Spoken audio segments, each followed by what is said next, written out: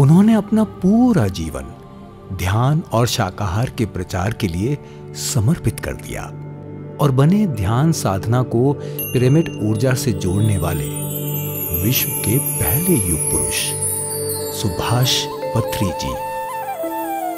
जय हो, जय हो, जय हो, जय हो।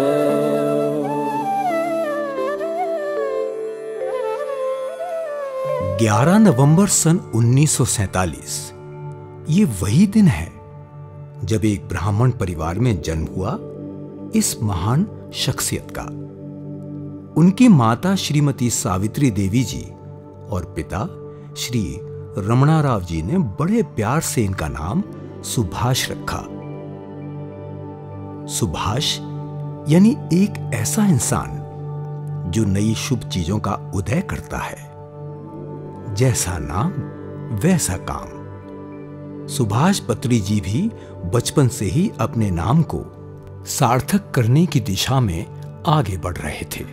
उन्होंने केवल 8 वर्ष की उम्र में राष्ट्रपिता महात्मा गांधी द्वारा लिखित पुस्तक माय एक्सपेरिमेंट्स विथ ट्रुथ पढ़ ली थी।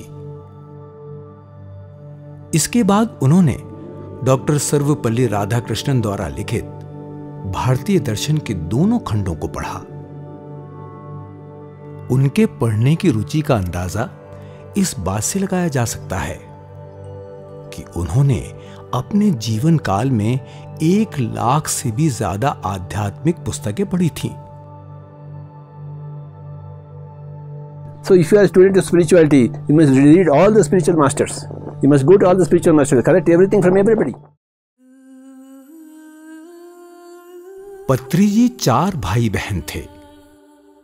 उनके बड़े भाई ने उन्हें संगीत सीखने के लिए प्रेरित किया, जिसके बाद सन 1963 में 12वीं की परीक्षा के बाद पत्री जी ने श्री टी.एस. चंद्रशेखरन से बांसुरी वादन सीखा और उसके बाद कर्नाटक के मशहूर संगीतकार पद्म भूषण डॉक्टर श्रीपाद पिनाक पाणी जी से संगीत की शिक्षा ली।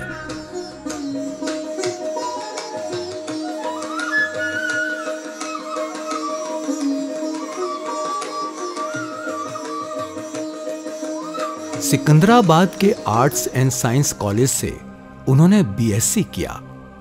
फिर सन 1966 में हैदराबाद की उस्मानिया यूनिवर्सिटी से बीएससी एग्रीकल्चर की पढ़ाई की और 1974 में उन्होंने सॉइल साइंस में पोस्ट ग्रेजुएशन की डिग्री प्राप्त की। अध्यात्म का बीज उनके भीतर तो बचपन से ही था। वर्ष 1964 में पत्री जी के छोटे भाई का देहांत हो गया। इस घटना ने उनके भीतर आध्यात्मिकता के प्रति रुचि को और बढ़ा दिया।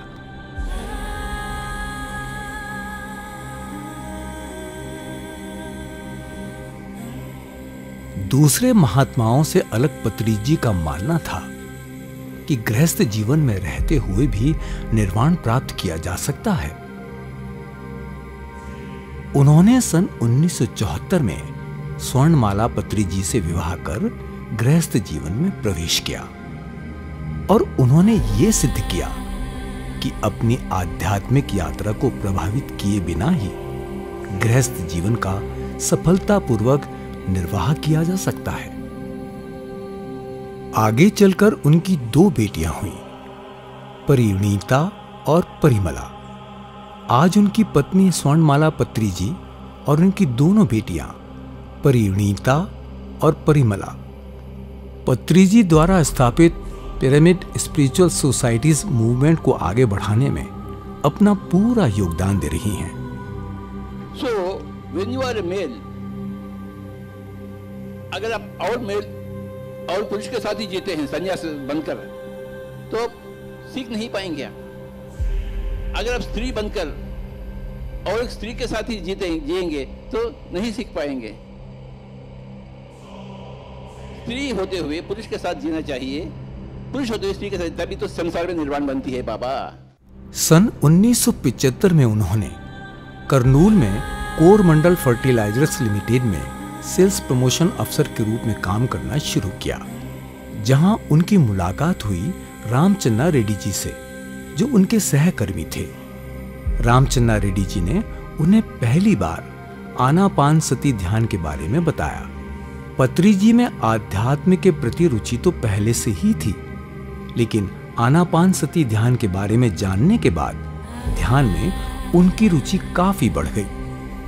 उन्होंने आनापानसती ध्यान के साथ कई प्रयोग किए। इसी दौरान उन्होंने लोब्सांग रामपा की लिखी पुस्तक यू फॉर एवर पढ़ी। इस पुस्तक को पढ़ने के बाद उनकी जिंदगी बदल गई। इसी पुस्तक से उन्हें आत्मज्ञान प्राप्त हुआ। अब पत्री जी ये समझ चुके थे कि मौलिक रूप से हर वस्तु चेतना है। उन्होंने आध्यात्मिक विज्ञान के सभी विषयों को क्रमानुसार जोड़ा और उस ज्ञान को जन जन तक पहुंचाने में जुट गए। अब पत्री जी को एक गुरु की तलाश थी और ये तलाश खत्म हुई सन 1981 में, जब वो गुरु सदानंद योगी जी से मिले। पत्री जी करीब 2 साल से भी ज्यादा समय तक गुरु सदानंद योगी जी के साथ रहे। सदानंद योगी जी ने उन्हें अनेक आध्यात्मिक सत्यों से परिचित करवाया। पत्री जी की मौजूदगी में 22 मई सन 1983 में सदानंद योगी जी ने अपनी इच्छा से समाधि ले ली। आत्मज्ञान प्राप्त करने के बाद पत्री जी के सामने उनके जीवन का लक्ष्य स्पष्ट हो गया था। वो समझ चुके थे कि उन्हें घर छोड़कर नहीं, बल्कि पारिवारिक जीवन में रहते हुए विश्व कल्याण के लिए ध्यान, शाकाहार और आध्यात्मिक विज्ञान का प्रचार करना है। हर व्यक्ति को झकझोर कर जगाना है ताकि वो अपने सामने मास्टर बनने का लक्ष्य रखे। अपने इस उद्देश्य को पूरा करने के लिए पत्री जी ने वर्ष 1990 में पहला ध्यान केंद्र मेडिटेशन एंड एनलाइटनमेंट सेंटर खोला। लेकिन काम यहीं खत्म नहीं हुआ था। ध्यान की ऊर्जा को और कैसे बढ़ाया जाए, पत्री जी इसकी खोज में जुटे रहे।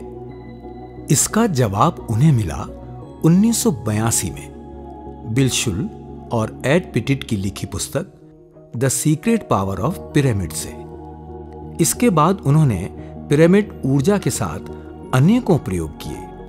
वास्तुशास्त्र वैज्ञानिक कहते हैं कि पिरामिड लगाने से घर के वास्तु दोष दूर होते हैं, लेकिन पत्री जी कहते हैं कि पिरामिड व्यक्ति के वासना दोषों को भी दूर करता है।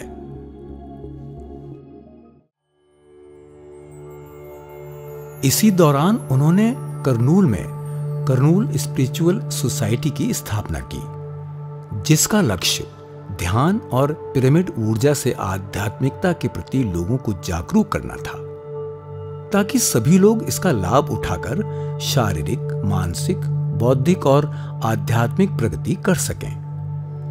पत्री जी निरंतर ध्यान के प्रचार प्रसार के काम में जुटे रहे और सन 1991 में उन्होंने शास्त्रीय संगीत को भी ध्यान के साथ जोड़ दिया।